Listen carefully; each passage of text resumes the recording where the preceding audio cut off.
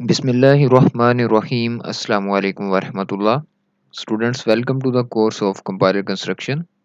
और आज के इस लेक्चर के अंदर हम जो टॉपिक डिस्कस करने जा रहे हैं that is recursive descent parser. तो इससे पहले जो हमने पार्सर डिस्कस किया है वो है नॉन रिकर्सिव डिसेंट पार्सर। ठीक है। तो बेसिकली हमारे पास जो टॉप डाउन पार्सर होते हैं हम उनको प्रेडिक्टिव पार्सर्स भी कहते हैं। और प्रेडिक्टिव पार्सर दो तरह के होते हैं, एक होता है रिकर्सिव डिसेंट पार्सर और then second is non recursive descent parser. तो बेसिकली पहले तो रिकर्सिव डिसेंट पार्सर था जो कुछ वजूहात की वजह से फेल हो गया, जिसकी वजह से फिर हमें जो कंपाइलर डिज़ाइनर थे उन्होंने नॉन रिकर्सिव डिसेंट पार्सर का जो मेथड है इसको इंट्रोड्यूस करवाया। और अब इसकी क्या रीज़न है अभी हम इसको देख लेंगे थोड़ी देर में। तो आज हम जो चीज़ डिस्कस करने जा रहे हैं that is recursive descent parser. So recursive descent parser क्या होता है कि recursive descent parser is writing recursive procedures for each non terminal. कि ये रिकर्सिव प्रोसीजर्स का इस्तेमाल करता है हर नॉन टर्मिनल के लिए। इसको हम एग्जांपल से देखेंगे। This is a parser in which parser attempt to verify whether the syntax of the input string is correct as it is read from left to right. तो स्टूडेंट्स बेसिकली इस line को आपने समझना है कि हमारे पास एक स्ट्रिंग होगी और उसको हमने लेफ्ट से राइट की तरफ स्कैन करना है। जस्ट लाइक यहाँ मैं एक स्ट्रिंग लिखता हूँ ए बी सी और हमने स्ट्रिंग को लेफ्ट से राइट की तरफ स्कैन करना है या इसको रीड करना है। तो जो आपका रिकर्सिव डिसेंट पार्सर होता है, अब आपने गौर से बात सुननी है, उसके पास एक ग्रामर होती है और दूसरी चीज़ जो उसके पास होती है वो स्ट्रिंग होती है। तो उसने क्या करना है कि स्ट्रिंग जो दी गई होगी उसमें से पहला करैक्टर पकड़ना है, यानी कि जो पहला सिंबल होगा स्ट्रिंग में से उसको पकड़ के उसने ग्रामर के साथ मैच करना होता है। ये किस तरह मैच करना है अभी हम इसकी ब्रीफली एग्जांपल देखेंगे। A top-down parser always expands a non-terminal by the right-hand side of the rule at any time until it gets a string of terminals। कि जो टॉप डाउन पार्सर है जो कि रिकर्सिव डिसेंट पार्सर है वो जो non terminals होते हैं उनको एक्सपेंड करता है। और किस तरह एक्सपेंड करता है आपको पता है कि एक्सपेंड अकॉर्डिंग टू रूल्स किया जाता है। और लेफ्ट साइड पे आपका नॉन टर्मिनल होता है और राइट साइड पे वो रूल होता है। हम रूल के मुताबिक हम उसको एक्सपेंड कर देते हैं। तो एक्सपेंड किस तरह से करना है ये भी हम अभी एग्जांपल्स में देखेंगे। जब हम ये सारी चीज़ें कर लेंगे और जब आप इस लेक्चर को देख लेंगे दोबारा इन लाइंस को पढ़ेंगे तो आपको इनकी समझ आ जाएगी।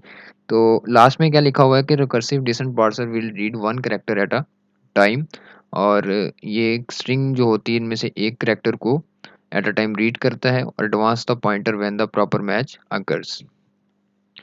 और इसके साथ साथ रिकर्सिव डिसेंट पार्सर दो तरह के पॉइंटर इस्तेमाल करता है। इस बात को गौर से सुन लें, दो तरह के पॉइंटर इस्तेमाल होते हैं। एक होता है इनपुट पॉइंटर और एक होता है डिसेंट पॉइंटर। दो तरह के pointer, input pointer and descent pointer. तो अभी हम बुक के अंदर जो एग्जांपल दी गई हुई है मैं उसी एग्जांपल्स को यूज़ करके आपको समझाऊंगा। ये एग्जांपल हमारी किताब के अंदर मौजूद है। तो अभी स्क्रीन के ऊपर जो चीज़ें नज़र आ रही हैं अभी इनसे अभी हमारा कोई अभी हमने इनको स्टडी नहीं किया, लेकिन इससे पहले हम कुछ चीज़ें स्टडी करने जा रहे हैं। तो अभी फ़िलहाल आप देखिएगा कि रिकर्सिव डिसेंट पार्सर के अंदर आपको एक ग्रामर दी गई होगी। ये आपके सामने ग्रामर्स के दो रूल हैं। मैं बिल्कुल सिंपल एग्जांपल से बताऊंगा जो आपकी किताब के अंदर दी गई है। तो ये आपके सामने एक ग्रामर मौजूद है जिसमें S drives C capital A small D. ठीक है। और इसके बाद ए दो रूल्स को ड्राइव कर रहा है। ए या तो ए बी को ड्राइव करेगा या फिर वो सिंगल ए को ड्राइव करेगा। ठीक है। तो ये आपको रूल्स दिए गए होंगे, इसके साथ साथ आपको एक स्ट्रिंग दी गई होगी। और जस्ट लाइक हमारे पास यहाँ स्ट्रिंग है सी ए डी। ठीक है। अब हमने इस स्ट्रिंग को इस स्ट्रिंग के इस ग्रामर के साथ मैच करवाना है, यानी कि हमारा जो रिकर्सिव डिसेंट पार्सर होता है वो इस स्ट्रिंग को पकड़ के इस ग्रामर के साथ मैच करवाता है। मैच करवाने के लिए सबसे पहले हम क्या करेंगे, सबसे पहले हम एक पार्स ट्री बनाएंगे।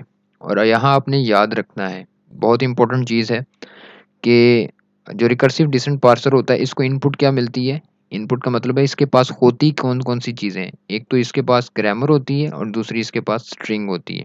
और बनाना क्या होता है, बनाना आपने पार्स ट्री बनाना होता है, ठीक है। तो अभी हम एक पार्स ट्री जनरेट करेंगे। तो सबसे पहले हम स्टेप वन के अंदर पहले रूल को ड्राइव कर रहे हैं, यानी कि पहले rule S can drive C A D, उसको हम उसकी पार्स ट्री बना रहे हैं। तो ये उसकी पार्स ट्री बन गई। अब आपको इनपुट स्ट्रिंग के अंदर सी के नीचे एक पॉइंटर नज़र आ रहा है, ठीक है। इस तरह एक पॉइंटर होता है रिकर्सिव डिसेंट पॉइंट। पार्सर के पास दो पॉइंटर होते हैं, एक इनपुट पॉइंटर होता है और एक डिसेंट पॉइंटर होता है।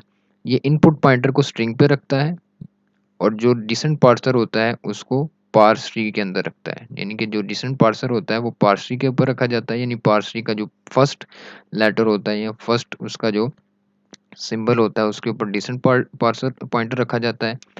और इनपुट स्ट्रिंग का जो पहला लेटर होता है उसके ऊपर इनपुट पॉइंटर रखा होता है। तो ये दो पॉइंटर आपने ज़हन में याद रख लेने हैं। इसके बाद क्या होता है, ये पॉइंटर क्या करते हैं कि इस पहले लेटर को, यानी कि पास ट्री के पहले लेटर को स्ट्रिंग के पहले लेटर के साथ मैच करवाते हैं। अब देखें दोनों लेटर मैच हो रहे हैं, ठीक है। यहाँ स्मॉल सी उस स्मॉल सी के साथ मैच हो रहा है। अब जैसे मैच होंगे तो हमारा जो पॉइंटर है वो आगे मूव कर जाएगा। आपने अभी थोड़ी देर पहले एक लाइन पढ़ी थी कि जो आपका रिकर्सिव डिसेंट पार्सर है वो पॉइंटर को एडवांस कर देता है, यानी कि आगे भेज देता है।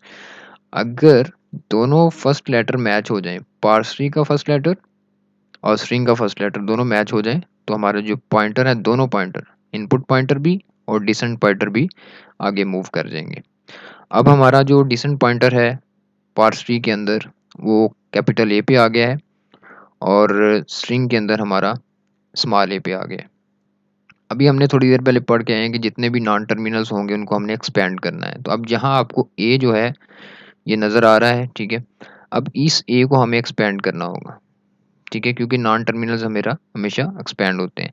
तो अभी फ़िलहाल जो हमारा डिसेंट पॉइंटर है वो इधर है और इनपुट पॉइंटर इधर है। अभी हम स्ट्रिंग को अकॉर्डिंग टू रूल एक्सपेंड करेंगे। तो ए किस में एक्सपेंड होगा सबसे पहले, ए बी में, ठीक है। तो ये देखें, आप देख रहे हैं कि इसको एक्सपेंड किया। अब जो हमारा डिसेंट पॉइंटर है जो कैपिटल ए है उसके फर्स्ट लेटर पे जाएगा। अब यहाँ देखें, ये ए इस ए के साथ मैच कर गया। सी तो पहले मैच कर गया था, आपने थोड़ी देर पहले देखा था, सी तो मैच हो गया था। अब ए को मैच करना था, तो ए को कैपिटल ए को हमने एक्सपेंड किया और कैपिटल ए को हमने किस में एक्सपेंड किया, स्मॉल ए और बी के अंदर। अब जो कैपिटल ए का स्मॉल ए है वो स्ट्रिंग के स्मॉल ए के साथ मैच हो गया। अब हमारा पॉइंटर आगे मूव कर जाएगा, यहाँ से भी आगे मूव करेगा और यहाँ से भी। अब इधर देखें, पहले क्या था, पहले देखें, पहले दोनों पॉइंटर्स ए के ऊपर थे तो दोनों मैच हो गए। अब दोनों पॉइंटर एक इधर से स्ट्रिंग के अंदर डी पे आ गया और इधर किसके ऊपर आ गया, बी पे आ गया। और आप देख रहे हैं कि इधर क्या लिखा हुआ है, नॉट मैच। कि अगर हम, ये बात गौर से सुनी है आपने, कि अगर हम इस रूल को इस्तेमाल करें, capital A drives A B, तो जो स्ट्रिंग है वो आपकी पार्स ट्री के साथ मैच नहीं करेगी। सो अब हमारी स्ट्रिंग पार्स ट्री के साथ मैच नहीं की क्योंकि यहाँ बी है और यहाँ क्या है, डी है। सो अब यहाँ एक बहुत ही इंपॉर्टेंट कॉन्सेप्ट आपने याद रखना है और वो यहाँ मैं आपके सामने लिख भी देता हूँ। Here the string is not matched, कि यहाँ अब स्ट्रिंग मैच नहीं हुई, सो वी बैक ट्रैक। सो अब हम इधर क्या करेंगे, बैक ट्रैक का मेथड यूज़ करेंगे। बैक ट्रैक का क्या मतलब है कि बैक ट्रैक का आम ज़िंदगी के अंदर क्या मतलब होता है कि फ़र्ज़ कि आप किसी जगह जा रहे हैं और वहाँ मल्टीपल, फ़र्ज़ कि आप किसी रोड पे जा रहे हैं और रोड के ऊपर आपके पास कोई 3 यू टर्न थे, ठीक है। तो आपने दूसरे यू टर्न पे मुड़ना था, लेकिन आप तीसरे यू टर्न पे चले गए। तो आप क्या करेंगे, आप वहाँ से दोबारा वापस आएँगे और सेकंड यू टर्न से फिर मुड़ेंगे, ठीक है। यानी कि आप बैक ट्रैक करेंगे। तो वापस आने का मतलब क्या है, बैक ट्रैक। अब यहाँ वापस आने का क्या मतलब है कि पहले हम इस ग्रामर के ऊपर थे, ठीक है, पहले। तो अब हम दोबारा, हमारा जो पॉइंटर होगा वो दोबारा अब इधर आ जाएगा, ठीक है। तो अब जो हमारा रिकर्सिव डिसेंट पॉइंटर है वो इस ए को इस ए में एक्सपेंड करेगा, ठीक है। बिकॉज रिकर्सिव, अब इधर देखें जो नीचे लिखा हुआ है, बैक ट्रैक टेक्निक यूज़ करेंगे and use another grammar rule. पहले हमने ए बी को इस्तेमाल किया, अब हम दूसरे यानी दूसरी प्रोडक्शन को यूज़ करेंगे। Because recursive descent parser check all rules, वो तमाम जो ग्रामर के रूल्स हैं उनको चेक करेगा। अगर इधर 3 रूल्स भी होते तो वो तीनों को चेक करता, लेकिन कब तक? That are given in grammar until a string is matched with grammar, कि जब तक ये स्ट्रिंग मैच ना हो जाए आपकी ग्रामर के साथ, वो बैक ट्रैक करता रहेगा। अब बैक ट्रैक का क्या मतलब है कि अभी आप देखें कि हमने ऊपर अभी ग्रामर पढ़ के आए कि हम ए को किस में एक्सपेंड कर सकते हैं, स्मॉल ए के अंदर। तो हम ये भी पढ़ा था कि ए को किस में एक्सपेंड कर सकते थे, ए बी के अंदर। तो ए बी वाला तो हमें जो रूल है वो तो नहीं हमारे साथ काम कर सका। तो अब कौन सा रूल हम यूज़ करेंगे, ये वाला रूल। तो अब हम ए को किस में एक्सपेंड कर रहे हैं, ये स्मॉल ए के अंदर। अब देखिएगा हमारा बेसिकली पॉइंटर, ये जो सी है ना, ये फर्स्ट टाइम चेक हो चुका होता है, ठीक है। अब जो हमारा डिसेंट पार्सर है वो इधर रहेगा, ठीक है। और इधर हमारा जो आपका इनपुट पॉइंटर है वो इधर रहेगा। इधर मैं इसको आईपी के नाम से लिख देता हूँ और इधर मैं डीपी के नाम से लिख देता हूँ, ठीक है। क्योंकि जो पॉइंटर हम ग्रामर के अंदर यूज़ करते हैं that is DP and IP, input pointer. तो एक चीज़ आपने याद रखनी है कि पहले हम स्ट्रिंग के अंदर डी पर थे, ठीक है। अभी जो आपने पीछे एग्जांपल देखी है उसके अंदर हम स्ट्रिंग के ऊपर डी पर थे। तो जब हम बैक ट्रैक करेंगे तो हमारा पॉइंटर एक स्टेप मूव बैक पे आ जाएगा, अब दोबारा वो आईपी पे आ जाएगा। आप वीडियो को पीछे करके देख सकते हैं। तो अब हमारा जो पॉइंटर है वो ए पे आ जाएगा दोबारा, और इधर हमारा डीपी किसके ऊपर होगा, ए के ऊपर। अब आप देख रहे हैं दोनों जो है मैच कर गए हैं।